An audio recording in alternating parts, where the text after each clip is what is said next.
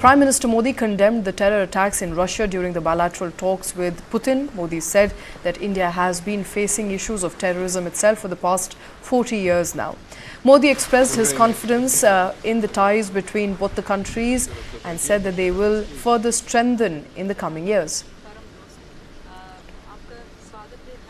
Excellency, युद्ध हो, संघर्ष हो, आतंकवादी हमले हो, मानवता में विश्वास करने वाला हर व्यक्ति जब जानहानि होती है तब बहुत पीड़ित होता है। लेकिन उसमें भी जब मासूम बच्चों की कत्ल होती है, मासूम बच्चों को मरते हुए देखते हैं, तब हृदय छलनी हो जाता है और वो दर्द बहुत भयानक होता है। और इस विषय में भी आपसे विस्तार से चर्चा हुई है। Prime Minister Modi said that both leaders have discussed Ukraine extensively. He said that be it war, conflict, terror attacks, everyone who believes in humanity is pained when there is a loss of life. When innocent children are murdered, when we see innocent children dying, it is heart-wrenching and that pain is immense. Ukraine के विषय में हम दोनों अपने अपने विचार खुले मन से, विस्तार से हम उसकी चर्चा कर पाए और बड़े आदर के साथ एक दूसरे के विचारों को हमने सुनने समझने का प्रयास किया कि हमारी भावी पीढ़ी के उज्जवल भविष्य के लिए शांति सर्वाधिक आवश्यक है। लेकिन मैं ये भी जानता हूं कि युद्ध के मैदान में समाधान संभव नहीं होते। बम, बंदूक और गोलियों के बीच समाधान और शांति वार्ताएं सफल नहीं होती हैं और हमने वार्ता के माध्यम से ही शांति के रास्ते अपनाने होंगे। And Prime Minister Modi also went on to say that Russia supported to fulfill essential fuel crisis in the world. He was, of course, talking about the sanctions on Russia. Remember, earlier Prime Minister Modi addressed the Indian community in Moscow amid rousing welcome and said he will make India the third largest economy in his third term. Modi hailed President Putin's leadership in strengthening the bilateral relationship over the past 2 decades during his address to the Indian diaspora. Describing Russia as a trusted ally and all-weather friend at a community event in Moscow, Prime Minister Modi announced the opening of 2 new Indian consulates in the country. And he also talked about, of course, a wreath, and he also laid a wreath, in fact, on the tomb of the unknown soldiers outside the Kremlin. The monument is a war memorial commemorating Soviet soldiers killed during the Second World War. Prime Minister Modi then visited the Rosatom Pavilion at the exhibition venue in Moscow. The 2 leaders took in the sites at the VDNKH at Rosatom and New Delhi are in talks, remember, to construct 6 high-powered nuclear power units as a part of a new project, as well as develop low-power nuclear plants in India. Now, this was Prime Minister Modi's first Moscow visit since Russia launched its military campaign in the Ukraine in February of 2022. The visit aims to strengthen India's long-standing relationship with Moscow. Remember, Prime Minister Modi last visited Russia in 2019 to discuss what was a meaning and core of the relationship and the dialogue between Russian President and Indian Prime Minister. On the show, we have Sanjay Kumar Pandey, is a professor at Center for Russian and Central Asian Studies, JNU, joining us live from Delhi. Professor, I want to, quickly begin by asking, what are you making of the discussion that really happened between the 2 world leaders? We also heard Prime Minister talk about that utmost important issue of war, of peace and of stability. In a sense, he also, touched on what's happening in Ukraine. In fact, he also talked about how he and President Putin discussed Ukraine for good 2 to 3 hours yesterday. Yes. India has maintained a very delicate balance. On the one hand, India has not criticized Russia on the Ukraine war, Ukraine conflict. India has said that Russia has some concerns vis-a-vis what's happening in that part of the world, but at territorial integrity and sovereignty of states and human rights issues should be given due consideration. When there were reports about massacre of civilians in Bucha at the beginning of the war, India was very clear in condemning it. During this present visit also, the Prime Minister underlined that the security of civilians, especially women and children, is of utmost significance, and it pains him and it pains the world community to see that their security is being compromised. India also, Prime Minister also said that no solutions can be found on the battleground, on the battlefield. Solutions can only be found through dialogue and diplomacy and peaceful negotiations.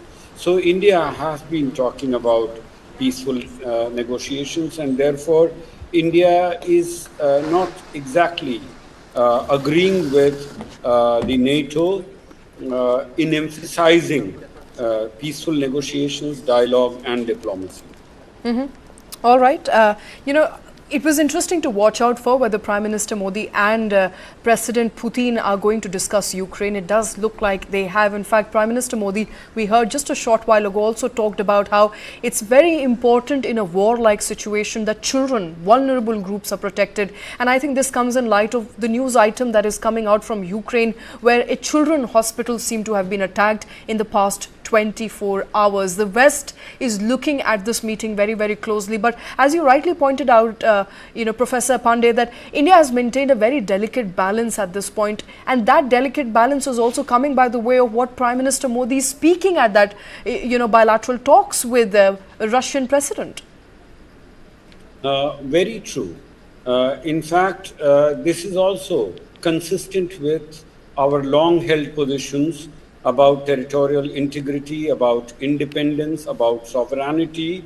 But at the same time, we do believe that Russia may have certain legitimate concerns vis-a-vis what they describe as NATO's expansion and compromising Russia's security.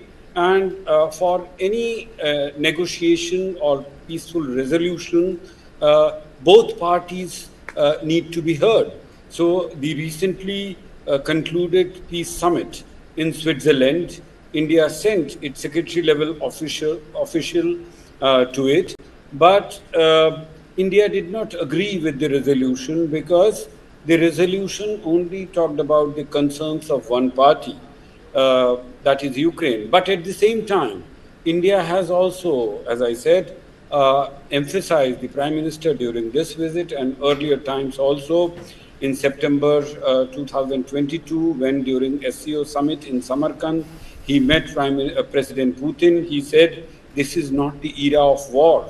So that clearly shows that while India is concerned about the ongoing war, while India is concerned about the civilian casualties and loss of human lives, but at the same time, India believes that a peaceful resolution can only be through dialogue and diplomacy, and not by sanctioning one party and not taking into account the concerns of the other party. All right, and this discussion on what's happening between two major countries in Russia at this point in time would not be complete if I don't talk about NATO, Professor Pandey. What's happening in NATO, this comes on the heels of that NATO summit and the expansion of NATO that Russia has been fearing for a very long time now. India has maintained a very delicate position, albeit has faced some flack for not only maintaining a bilateral relationship by the way of trade ties with Russia, but now being seen as hugging a world leader on a global stage at a time when questions are legitimately being raised on whether he's responsible for killing many, many innocent civilians in Ukraine. How do you see this playing up by the way of Western support to India in future? Well, the 75th anniversary celebration or meeting of NATO is currently going on in Washington. and the heads of state and government of all the 32 countries are gathered there. In the last 11 years since the Crimean War, and especially in the last 2.5 years since the start of the current Ukraine war, the NATO has been very active in supporting Ukraine, providing it arms and ammunition and other types of humanitarian help also. But the problem is that this is not going to end the war. Unless both the parties agree to come to the negotiating table, there can be no end to this war. The Prime Minister very well understands that, for example, not inviting Russia to this Switzerland peace meet. I mean, you cannot have a wedding without the bridegroom. So both bride and bridegroom are required. Similarly, both the parties to a conflict are required if you really want to negotiate a peace settlement. Right. The problem with NATO's position is that while they support Ukraine, they are not willing to engage with Russia, to listen to Russia's concerns, and that is not going to help. Absolutely. This is something which India and the Prime Minister very well understands and wants the world to understand. Absolutely, Professor Pandey. Thank you very much, sir, for joining in this evening. Very aptly put, you cannot have a wedding without the bride and the groom. You cannot really negotiate peace without two conflicting parties being present on the table. And that is exactly what's happening here between Russia and Ukraine. We are, of course, discussing Prime Minister Modi's visit to Russia. Remember, he's on a 2-day bilateral visit to Russia. He's held meetings with President Putin yesterday. He held a bilateral talk with President Putin today. There is a long itinerary of events yet to come. We'll be tracking all those details for you here on Newsline Live. Time for a very short break. We'll be back in just a bit.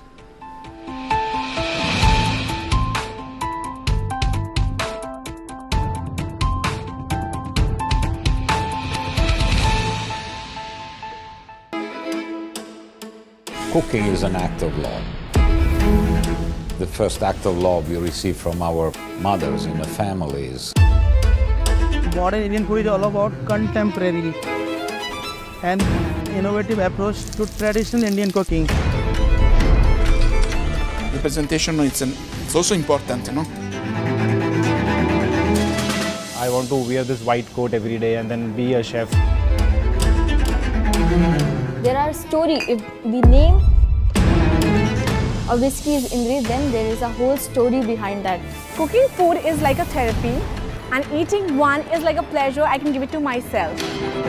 With Lounge Nights, I'm on a journey to celebrate and recognize the best food and nightlife establishments in various cities across India.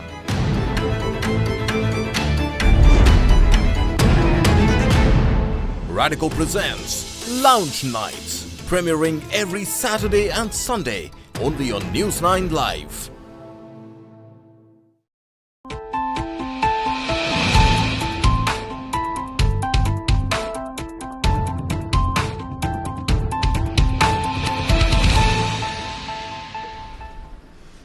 Welcome back. You're watching Newsline Live. Search operations are currently underway in Kathua, where 5 soldiers were killed and 5 were injured after a terrorist attacked a military convoy in the remote Machedi area on Monday. Now, the injured are being treated at the community health center in Bilawar and the military hospital in Pathankot. The terrorists targeted an army vehicle with grenades. The army retaliated, but the